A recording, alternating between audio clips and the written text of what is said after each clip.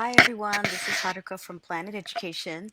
I want to share a special topic today about Cornell University because you may know that, well, you may not know that Cornell is one of the few colleges that are going forward with many of the in-person classrooms. Right now, colleges throughout the country are trying to determine whether to have classes in person or 100% online or some combination called a hybrid program.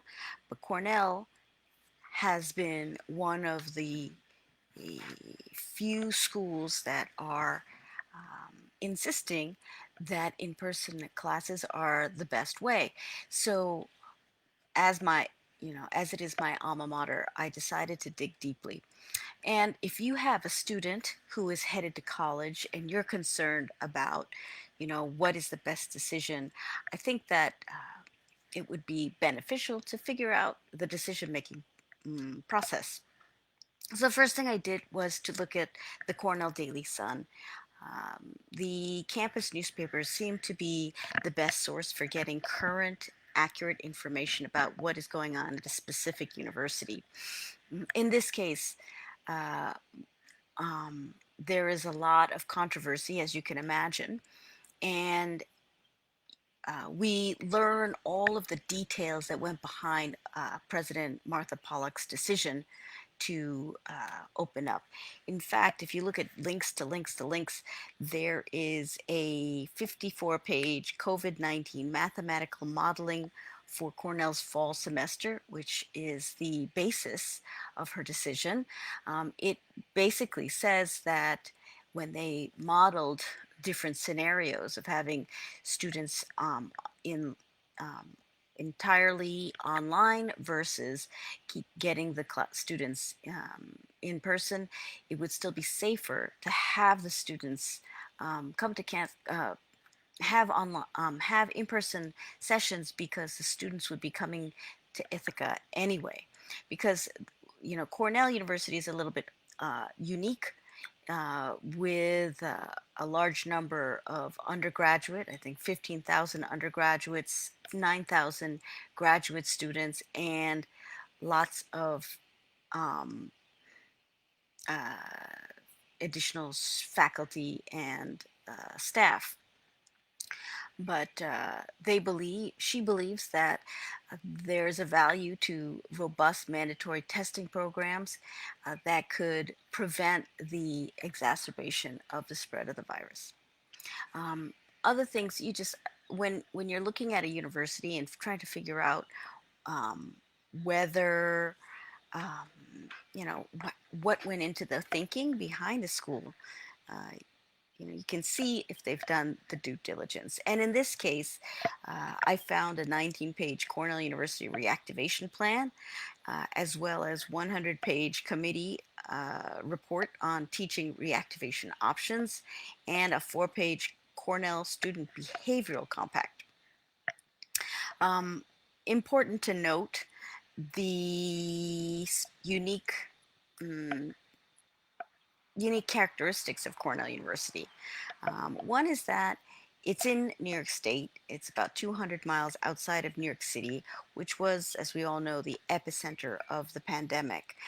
New York State had a staggering 430 confirmed cases and 32,000 deaths, but the curve is now flat. If you just look it up, it's just remarkable.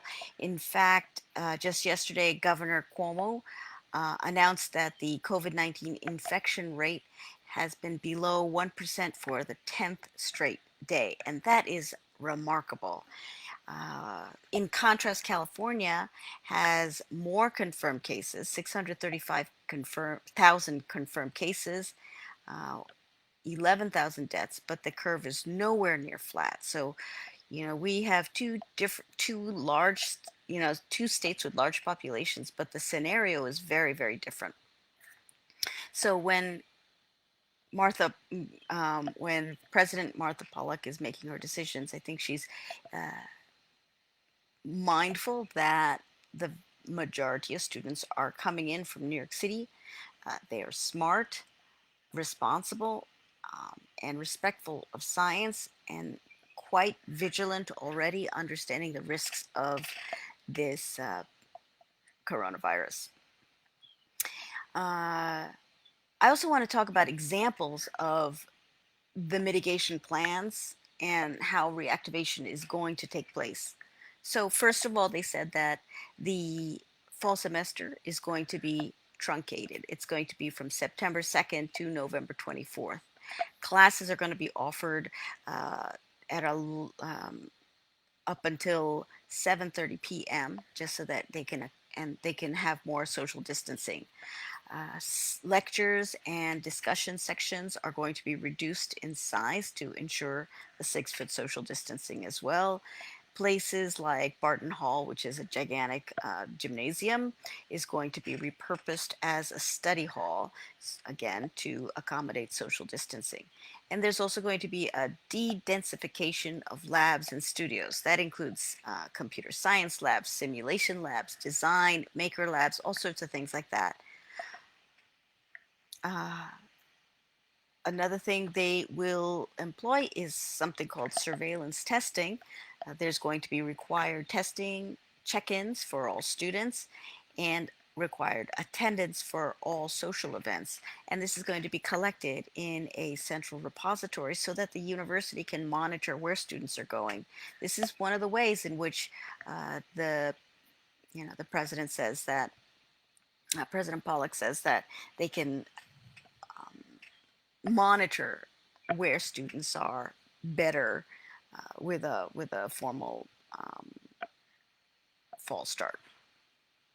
Staggered move-in dates is another example. So, uh, because of the quarantine that is required by the state of New York, right, by Governor Andrew Cuomo, this is a that the mandatory quarantine is now required for anybody coming into New York State from 35 states. And this used to be just like under 10 when the travel advisory was initially announced, but as it is now, 5,000 students, including about 1,300 from California, will be affected.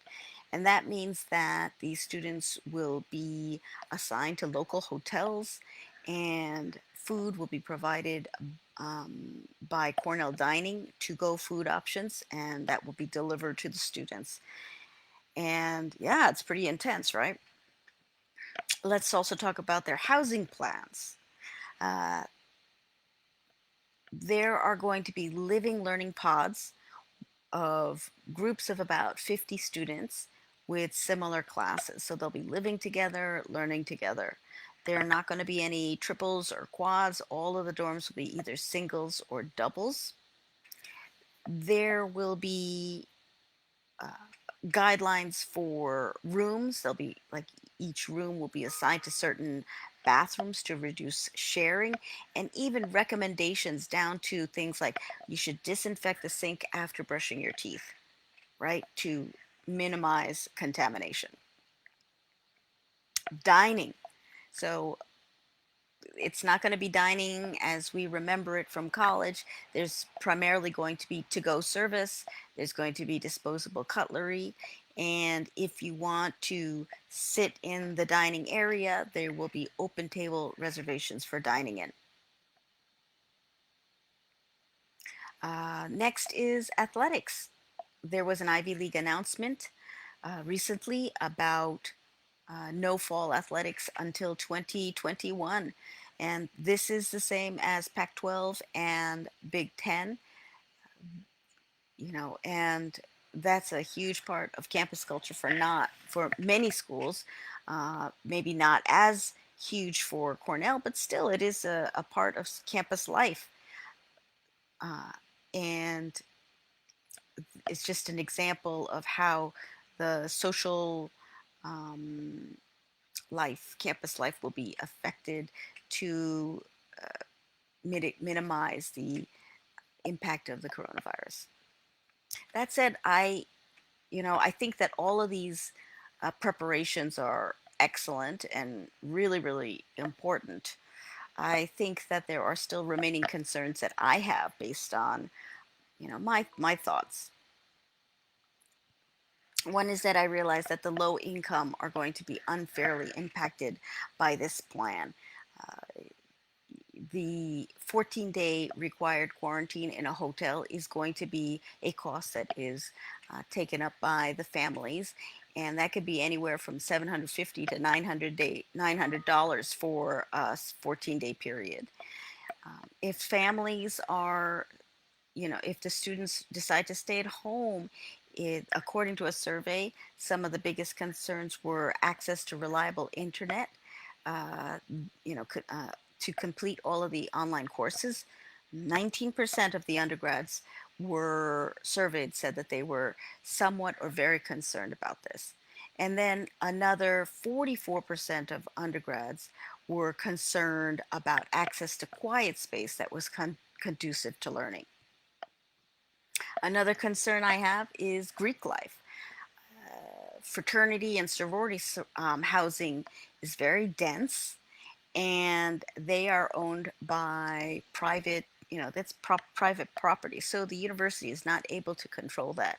And you've seen that in places like the University of Washington. That's where a lot of hotspots have started. Mm, to Cornell's credit, they said that they decided to be very open with the Greek life, the Greek system, to work with their leadership to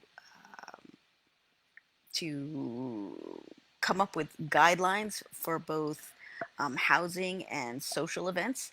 Because if Cornell were to ban Greek life, they know that it would just go underground, and that's not the best way to move forward. We need to be, I think that it's great that the university, Cornell, is transparent about the way they're moving forward. I think there are also um, a lot of impacts for out-of-state students, right? It's just, in addition to the fact that there is this quarantine, 14-day quarantine for out-of-state students, um, it's taking place for for like these 18-year-olds.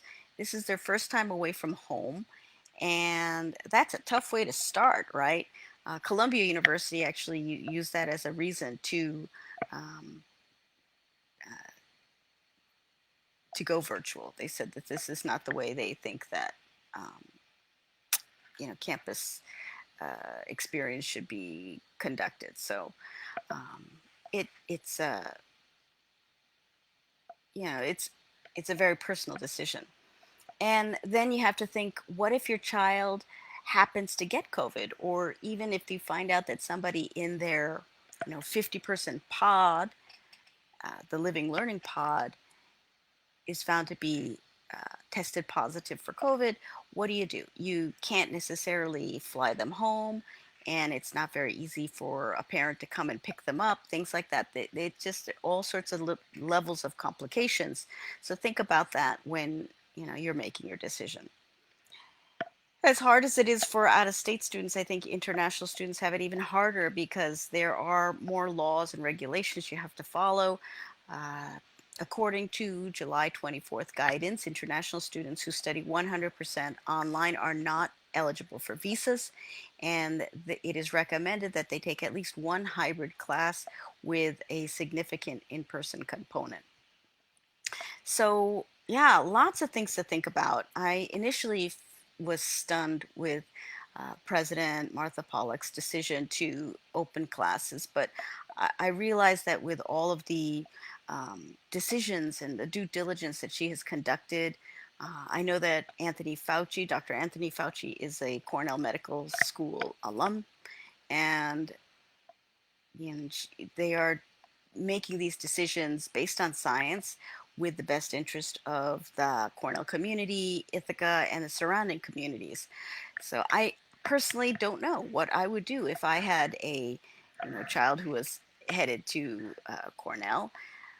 It's not an easy decision, but I think you know whether it's Cornell or any other school, think about all of those factors and look up to see what kind of processes and research studies your university has conducted before making the decision to hold in person, online, or hybrid classes. Um, that's about it. I hope that helps. Hope you join me again next week for another episode of Facebook Live. Thank you.